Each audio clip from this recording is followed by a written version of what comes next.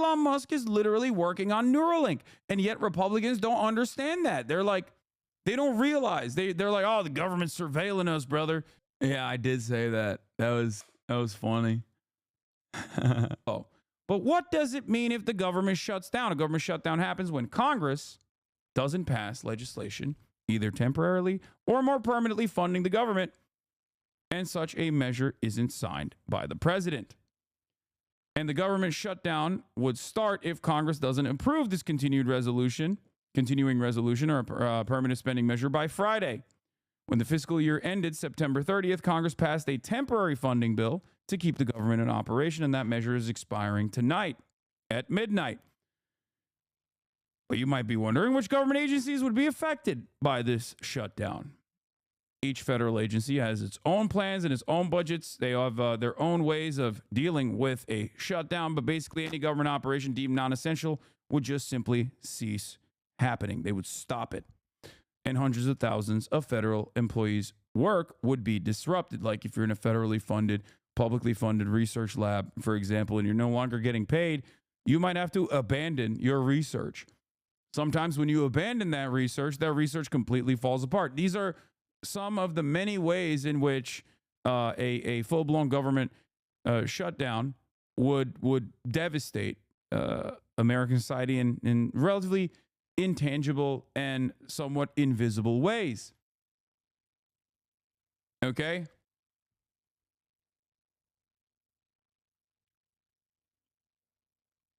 Sometimes workers are furloughed,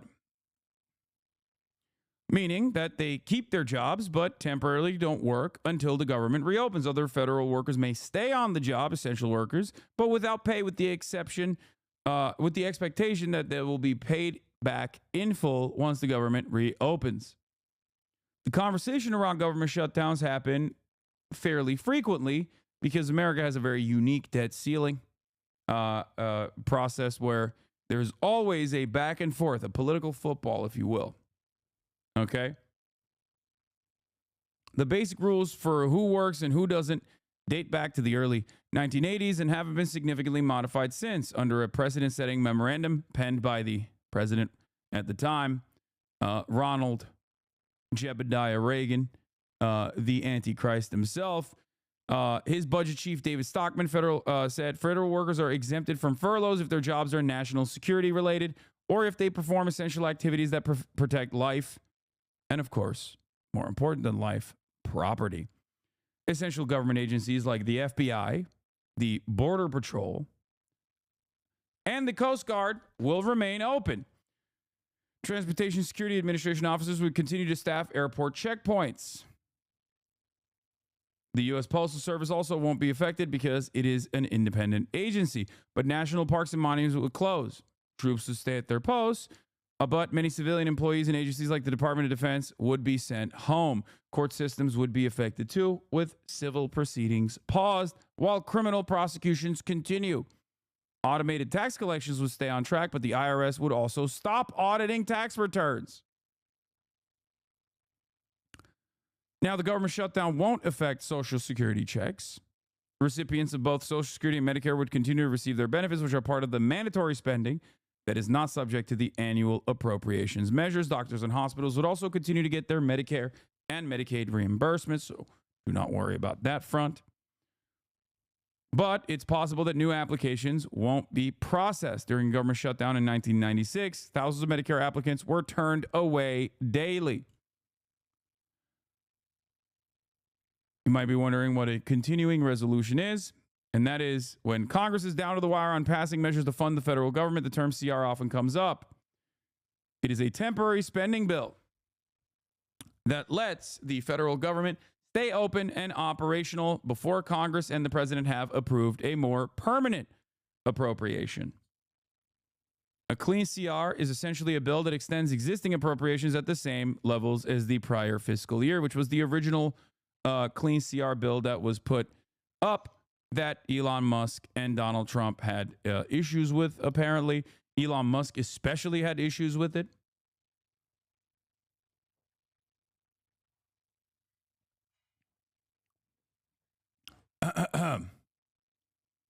But we shall see in this last minute scramble.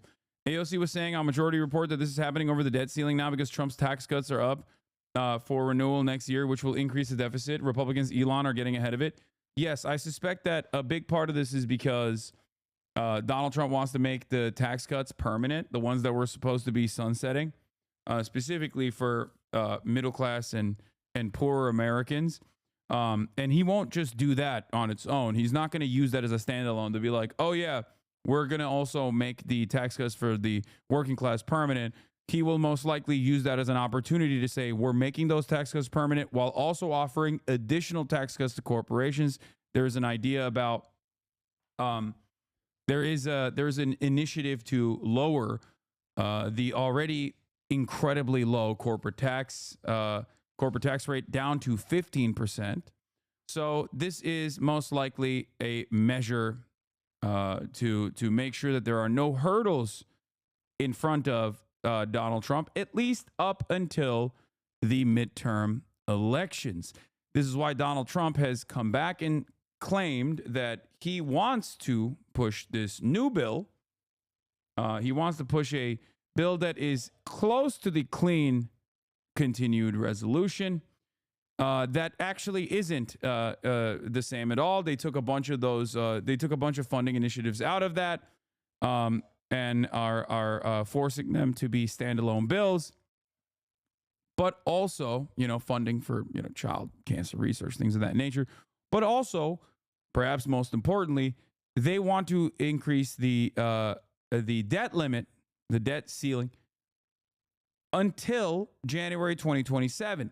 The reason why they want to do that is because Donald Trump does not want to have these back and forth battles while he is the president with the Democratic Party. This is obviously a weapon, not dissimilar to the filibuster in some ways, that the minority party, the party not in power, can use to their advantage to make sure that they get their spending priorities across. Now, part of the reason why Elon Musk has also been pushing for this, according to David Dan of The American Prospect, is because Elon Musk has factories in China. There's a mundane reason for the late-term chaos, and it's called conflict of interest.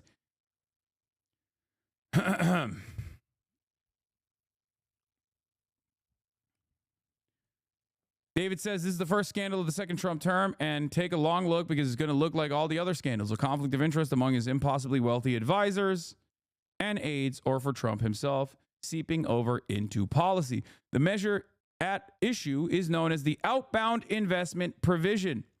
We have heard for years about the problem of manufacturing businesses shipping jobs overseas to China with its low worker wages and low environmental standards. China typically forces businesses wanting to locate factories in its country to transfer their technology and intellectual property to Chinese firms, which can then use that to undercut competitors in the global markets with state support. Now, of course, American capitalists know this. They are not oblivious to this reality at all, and they have voluntarily done so. Make no mistake, when Americans talk about China stealing our IP and you're a regular old consumer, that has nothing to do with you. Okay? That has nothing to do with you. American corporate oligarchs knew that this was a reality. It was a firm handshake commitment that they would take advantage of low wages in China and ship manufacturing overseas to China, make China the manufacturing hub of the global economy. And part of that was that they would give Chinese companies their intellectual property with the, dare I say, Orientalist, racist notion that these barbaric Chinese workers would never be able to keep up with American technological innovation. And well, it turns out in 2024, China has not only kept up, but as in some of the key sectors that they have been focusing on since 2015 under the leadership of Xi Jinping, they've actually become sector leaders. And now that those chickens are coming home to roost, the American labor force is completely gutted and destroyed because our capital owners have voluntarily moved manufacturing over to China, and China has developed at a rapid clip with a much better redistribution of the foreign capital that has come into the Chinese marketplace. China is now no longer just a global competitor, but actually a global dominator in key sectors. This is part of the reason why American manufacturers or American capitalists are very frustrated, very scared. It was a gamble for them. It was a gamble for them, and the Genghis Gambit actually worked in China's favor. Now, Congress has been working itself into a lather about China for years now, and they finally came up with a way to deal with this issue. Senators John Cornyn and Bob Casey have the flagship bill, which would either prohibit U.S. companies from investing in sensitive technologies in China, including semiconductors and artificial intelligence, or set up a broad notification regime around it. The bill would add some reporting requirements and enhance reviews as well. In general, it expands restrictions that the Treasury Department has already put forward in their regulatory rules. Codifying those rules in the statute means they cannot be changed by successive administrations. Cornyn and Casey passed the Senate last year, and after about a year of legislative wrangling, a final outbound investment package made it into the year-end bill. We're taking a necessary step to safeguard American innovation against bad actors and ensure our lasting dominance on the world stage, Cornyn said in a statement. Problem is, Elon Musk has manufacturing facilities in Shanghai. Elon Musk's car company has a significant amount of outbound investment. A Tesla Gigafactory in Shanghai opened in 2019. Maybe a quarter of the company's revenue comes from China. Musk has endorsed building a second Tesla factory in China, where his grip on the electric vehicle market is completely loosened amid domestic competition. He is working with the Chinese government to bring full self-driving technology to China. In other words, importing a technology they may be seen as sensitive. Musk has battery and solar panel factories that are not yet in China, but he may want to build them in China in the future. You can argue about whether the U.S. should be restricting investment in China, says David Dayen, but it's incontrovertible that a billionaire who has a bunch of investments in China and wants to make more all of a sudden disrupted a normal congressional process that was going to restrict that investment with a bunch of lies from his media platform. And lo and behold, when the new funding bill emerged, the outbound investment feature was dropped. In fact, all traces of provisions related to China were removed from the bill. Now, whether you agree with continued investments into Chinese development and Chinese manufacturing or not, does not change the fundamental problem at play here. A billionaire with a clear conflict of interest was able to take a legislative provision that has been on the docket, a bipartisan legislative provision that has been on the docket that is trade protectionist or somewhat isolationist, okay, and nuke it into orbit. What's even funnier about this is that this is supposed to be our global enemy, okay, our universal enemy, the number one enemy of all time, the Chinese government. And yet, the otherwise reactionary Republicans are completely oblivious. Normally, if you were to turn around and say, what the fuck? This is a limiter on American corporations that want to work in China. This is restrictions that already exist through the Treasury Department that we are codifying through the legislative body to ensure that our really sensitive IP is not falling on Chinese hands. This is something that Americans talk about all the time. American corporate leaders talk about it all the time. Oh, China is stealing our lunch money. They're stealing our innovative products. They're stealing our technology. And with all of this unrestricted xenophobic sentiment running rampant, despite the fact that, you know, Americans are hypocritical and self-centered, people are oblivious to this.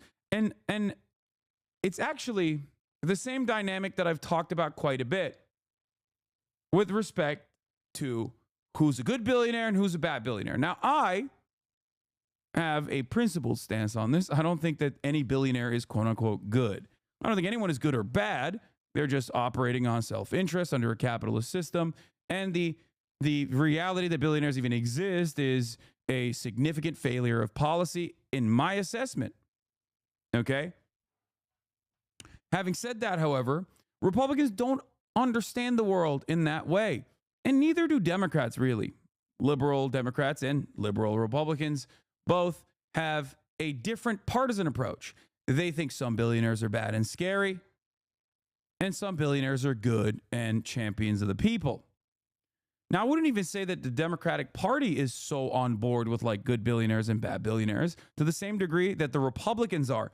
Republicans are severely anti-billionaire when they've decided a billionaire is a libtard. They hate Bill Gates, and they claim that Bill Gates is vaccinating the children because Bill Gates wants all the kids to be gay and autistic. There are many real reasons to hate Bill Gates, like the fact that he has, behind closed doors, virtually dismantled American public education and rebuilt it in his own vision. And I think that was devastating. That's a real adequate way to shit on Bill Gates, but Republicans don't know that. And Republicans think that they're actually in line with the policies of school choice, for example. But at the same time, there is an autistic billionaire that wants to put a fucking chip in your brain. That autistic billionaire's name is Elon Musk, and yet the Republican Party thinks Elon Musk is a champion of the American people. It blows my fucking mind. You think Bill Gates wants to make you autistic with a vaccine chip?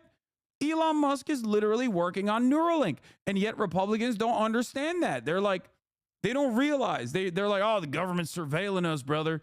They're surveilling us. Okay, Elon Musk is literally a defense contractor with a surveillance mechanism. Peter Thiel, Palantir, that is a surveillance company. So many of the billionaires in Trump's orbit are the exact cartoon villains that you present libtard billionaires as. Now, this isn't to say that those libtard billionaires aren't doing a whole bunch of awful things that ruin your lives as well. They certainly are. But it's hilarious to me that they just refuse to comprehend that their guys are doing this too. Okay? Do you support surveillance? Of course not. Don't be ridiculous.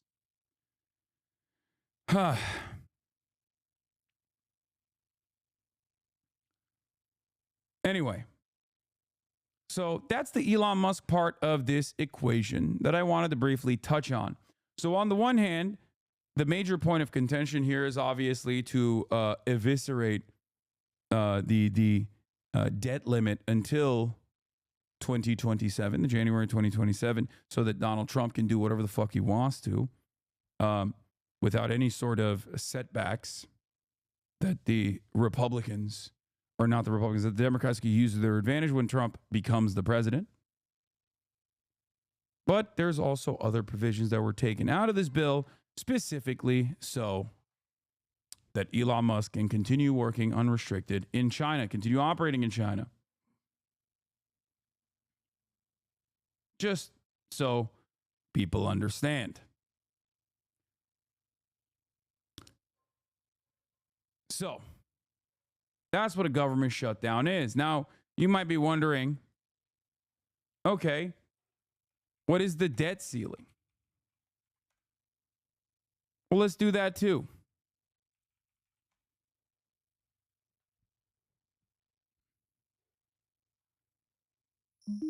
The American government spends more than it collects in taxes and must borrow the difference. For years, investors have gladly lent money to the federal government by buying treasury bonds because they are confident the United States always pays its debts. But what if it didn't? The threat is real. Under the law, Congress must periodically raise what's called the country's debt limit, or the government won't have enough money to meet its obligations, such as paying interest on bonds or delivering checks to contractors, soldiers, or Social Security recipients. The debt limit is easily misunderstood. Raising it does not authorize new spending. It simply allows the government to borrow enough to pay the bills Congress has already approved. Not raising the debt limit is like ordering an expensive restaurant meal and then refusing to pay when the bill arrives. The United States has always avoided a crisis by raising or suspending the debt limits about 80 times since 1960, but the risks look higher this time. House Republicans see the debt limit as leverage. Why are you playing lib-ass videos? I mean, it's an explainer on what it is and why it exists. I don't know why you're frustrated by this. It's a 2-minute video. You'll be fine. Okay. Now, should the debt limit exist? I don't agree. I don't think it should. And seemingly Donald Trump doesn't think it should either. Having said that, however, while it does exist, it is a very valuable political weapon for the Democrats to use. And the thing is, the Republicans don't want to do that, and they never will do that, as a matter of fact. But overall, the United States is the only country with a debt limit. The United States is the only country with a debt limit that is close to the debt it has. There are some other countries that have a debt ceiling, but it's it rate adjusts year over year, and it's so high that it's virtually impossible to reach it. Yeah, Denmark has one, but it's 200% of its GDP. Are threatening to raise it only if President Joe Biden and Democrats agree to spending cuts. They did not hesitate to raise the debt limit when Republican Donald Trump occupied the White House. Since then, the federal government's debts have grown even larger as Presidents Trump and Biden spent heavily to support the American economy during the COVID-19 pandemic. The government reached the $31.38 trillion debt limit in January. The Treasury Department can use accounting maneuvers to delay the day of reckoning, but not indefinitely. Democrats and Republicans may not be able to resolve their differences and raise the debt limit before the clock runs out. If that happens, the government might have to prioritize spending, paying some bills but not others, and making agonizing choices such as who gets paid first, a Chinese bondholder, say, or a senior who relies on Social Security. But the result could be a blow to the United States' reputation for honoring its debts and could risk triggering a global economic and financial catastrophe. I think it's funny because it's just like a made up, in my assessment, especially in a country like the United States of America, is a completely made up limiter that we've decided must exist. And it's yet another political hurdle where both parties can use it wield it as a weapon against the other, because the threat of a shutdown is severe, right? And nobody wants to be responsible. Nobody wants to be held responsible for the shutdown. Part of the problem here is that the Democrats are currently in office. I mean, they own the White House. Joe Biden is the president. However, as we all currently understand, Joe Biden is not really alive. He's basically in a vegetative state. So the Republicans are kind of holding the bag, so to speak.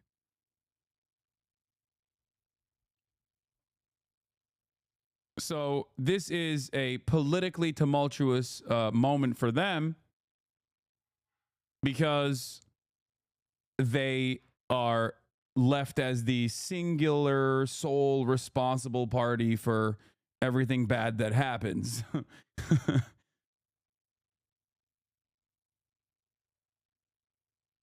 So that's it.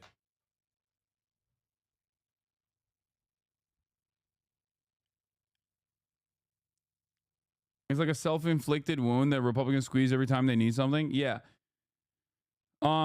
They certainly don't mind it when, Donald Trump is president, of course. So I do want to cover I also want to